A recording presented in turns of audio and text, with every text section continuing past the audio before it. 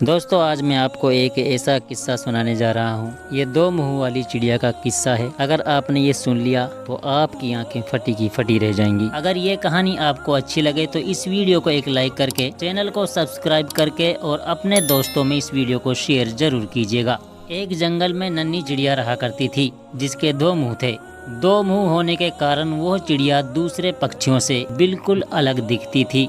वह चिड़िया एक बरगद के पेड़ पर घोंसला बनाकर रहती थी। एक दिन वह चिड़िया जंगल में भोजन की तलाश में इधर उधर उड़ रही थी। अचानक चिड़िया के दाएं वाले मुंह की नजर एक लाल फल पर पड़ी। देखते ही उसके मुंह में पानी आ गया और वह तेजी से वो लाल फल खाने को आगे बढ़ी। अब चिड़िया का दायां मुंह बड़े स्वाद से वो फल खा रहा था।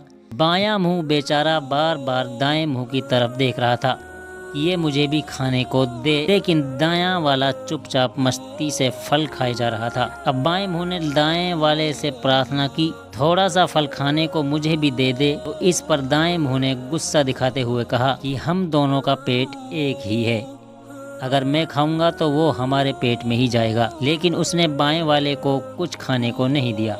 अगले दिन चिड़िया फिर से जंगल में खाने की तलाश में उड़ रही थी। तभी बाएं मुंह की नज़र एक अच्छे फल पर पड़ी जो बहुत चमकीला था। वो तेजी से उस फल की तरफ लपका। अब जैसे ही वो फल खाने को हुआ, तुरंत पास बैठे एक कुएं ने चेतावनी दी कि इस फल को मत खाओ, ये बहुत जहरीला है। ये सुनकर दायां मुंह भी चौंका और बाएं से प्रार्थना की कि इस फल को मत खाओ, ये हमारे लिए बहुत खतरनाक साबित होगा। लेकिन बाएं मुंह को तो दाएं से बदला लेना था। उसने एक ना सुनी और चुपचाप वह फल खाने लगा।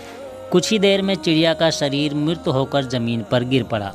दोस्तों कहानी सुनने में तो आनंद आया होगा, लेकिन जब मैं आपको इसकी शिक्षा बताऊंगा, इसकी मिसाल बताऊंगा, तो आपकी आंखें फटी की फटी रह जाएंगी।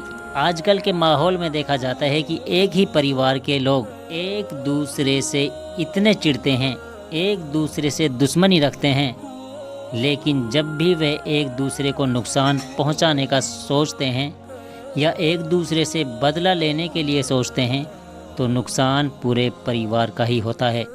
इसलिए एक दूसरे से मिलजुल कर रहें, क्योंकि अगर परिवार का एक भी सदस्य गलत काम करे तो नुकसान पूरे परिवार का होता है। यही इस कहानी की शिक्षा है।